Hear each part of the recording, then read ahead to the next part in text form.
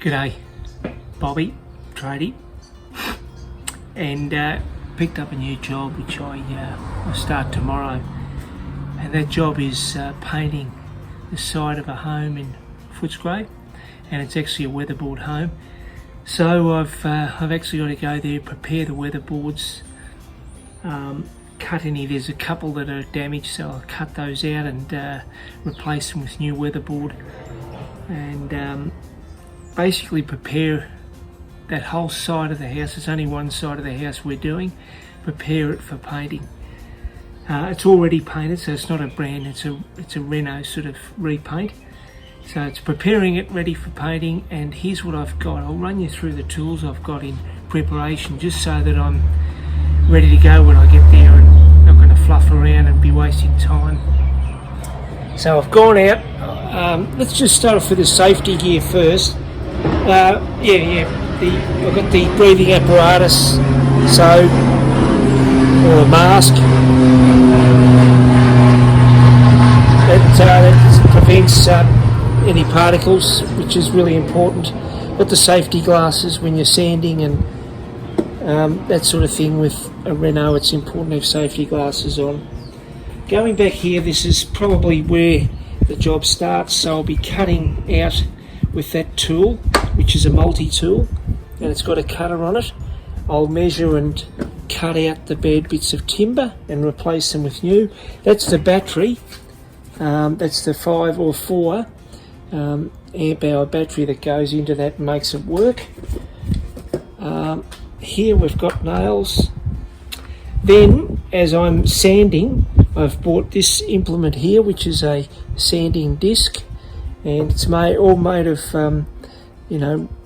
reusable or recycled paper and plastics, consumables. So that actually goes in with that point that goes into the end of the drill, and that drill will be used to spin that and sand.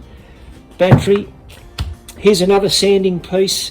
That'll be the main user to sand the boards back so that they're nice and smooth and there's no loose paint. And that's the 80 grit paper disc that I'll be using, similar to that one that's on there now.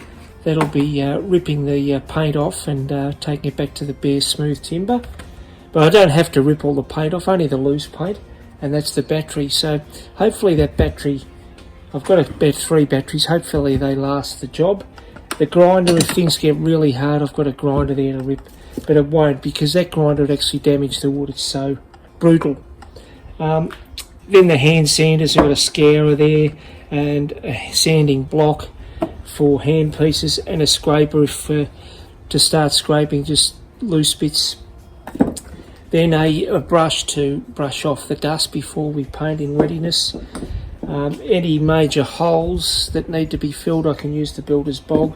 That dries really quickly, can be sanded back, and is a brilliant product. I've used a lot of it around windows.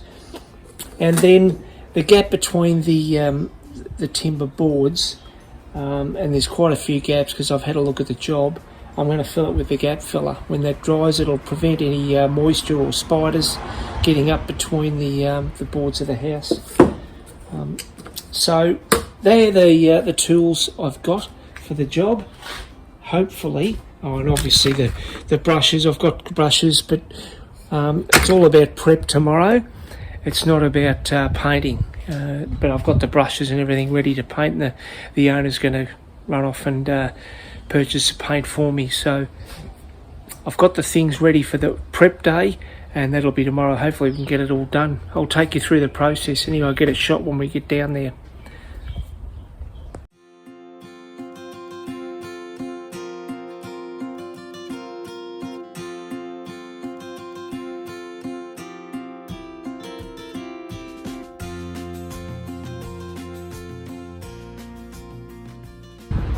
Up on the scaffold in Footscray at the job, and had a full day's preparation where I've sanded back the top part of the extension, and I've filled and undercoated where I'd sanded it bare.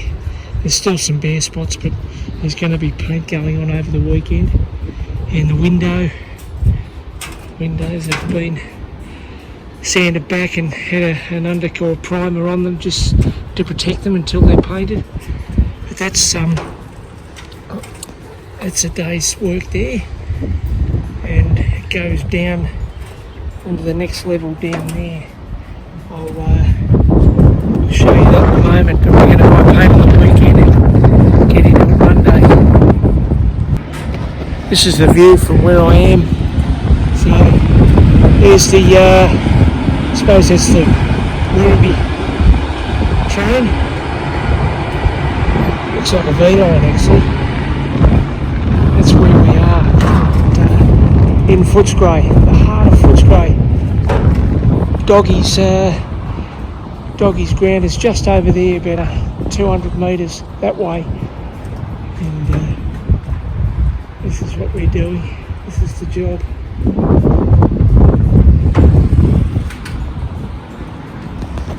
Okay.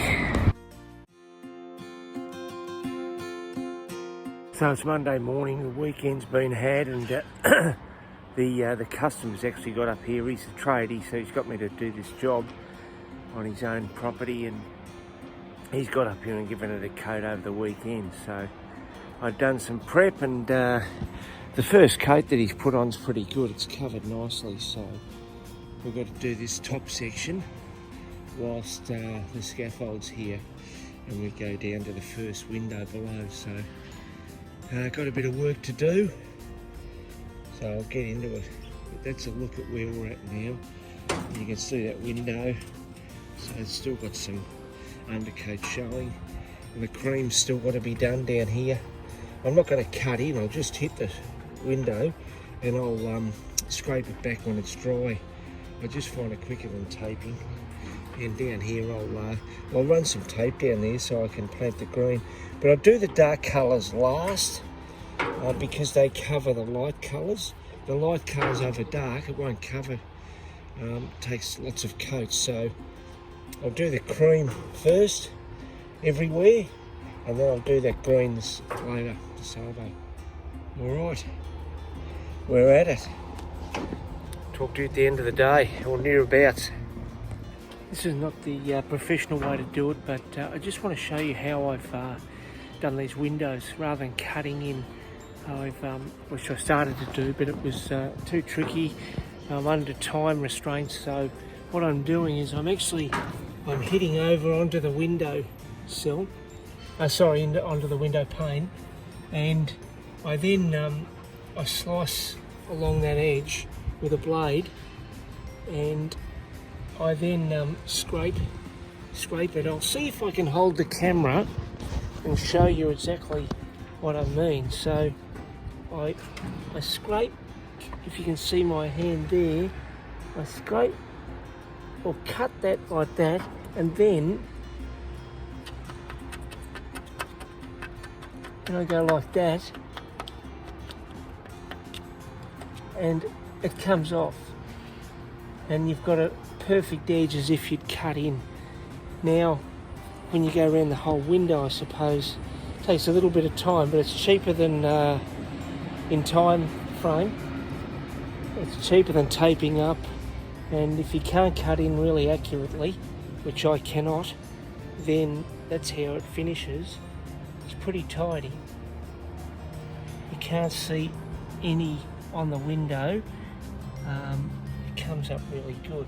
Obviously it falls down there onto the ledge, which I'll blow off at the end, but you can see more. I've come over onto the glass here, which I'll cut down and scrape off. Gives you an idea of that. We're nearly finished this process anyway.